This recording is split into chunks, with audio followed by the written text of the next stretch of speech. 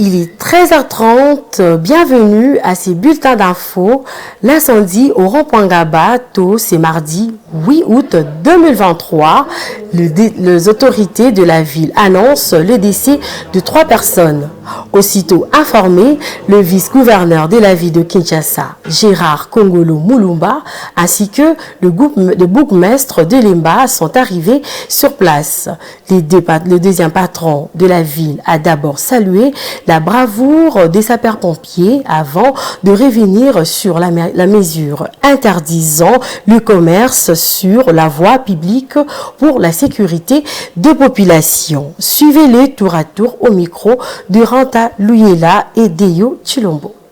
Eza déplorable bato bakufi na accident ya camion esilaki frein et kopercute poto depuis bakable ya courant ekatani esali ke moto eboli ezalaki na 3 heures du matin.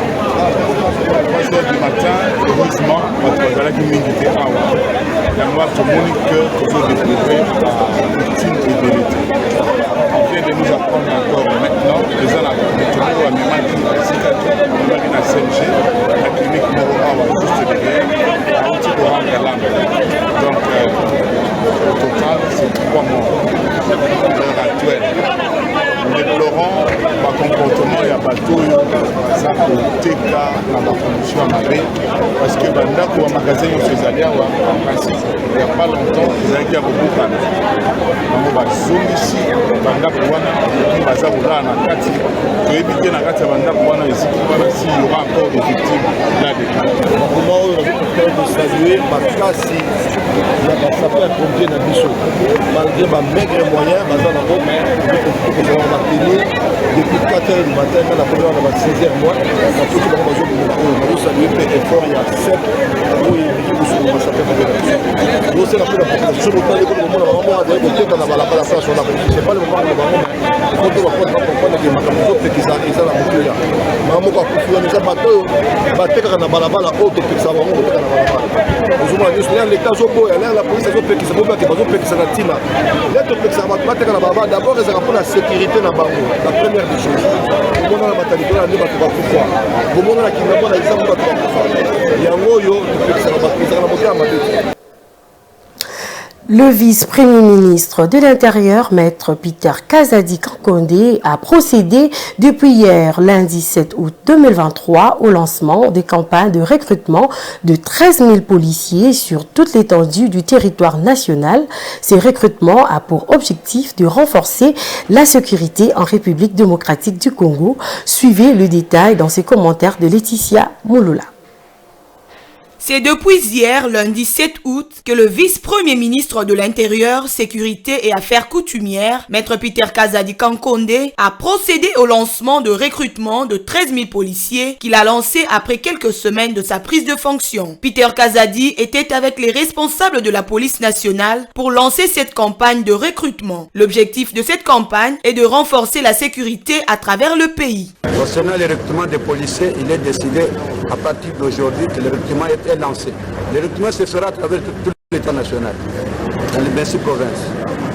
Nous allons là créer une commission nationale de recrutement et au niveau des provinces, il y aura des commissions, sous-commissions de recrutement. Au cours de cette réunion, plusieurs autres sujets ont été abordés, dont la lutte contre les embouteillages récurrents dans la ville de Kinshasa. À ce sujet, des mesures drastiques ont été prises, telles que l'interdiction de circulation de gros camions pendant les journées dans la ville-province de Kinshasa et les monnayages de contrefaction dans les frontières.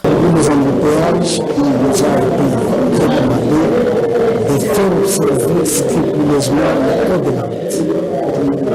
C'est-à-dire que tout est prévu dans cette route, que ce soit du non-respect des bandes, que ce soit le sens contraire que les uns et les autres utilisent.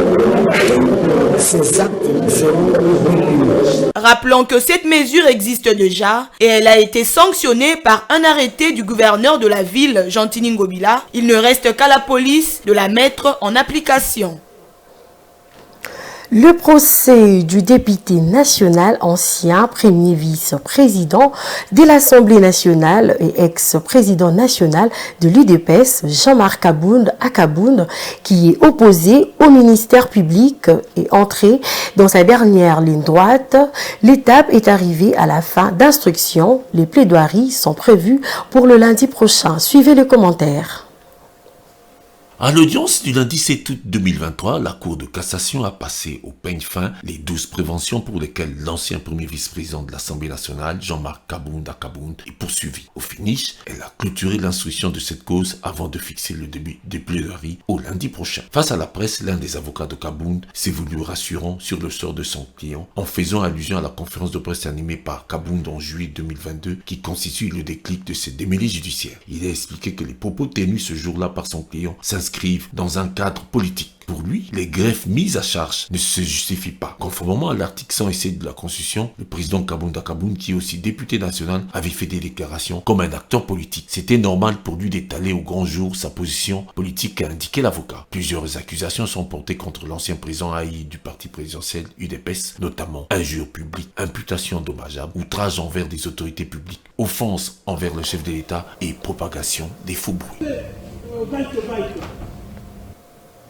Le ministre de l'enseignement primaire, secondaire et technique, Tony Mwaba Kazadi, tout récemment, dans une correspondance datée du 4 août 2023, a adressé à tous les responsables des écoles conventionnées et ceux de provinces éducationnelles sous son tutelle d'un certain nombre de dispositions pratiques à considérer dès la rentrée scolaire 2023-2024. Les détails de ces mesures dans cet élément de la rédaction. Suivez.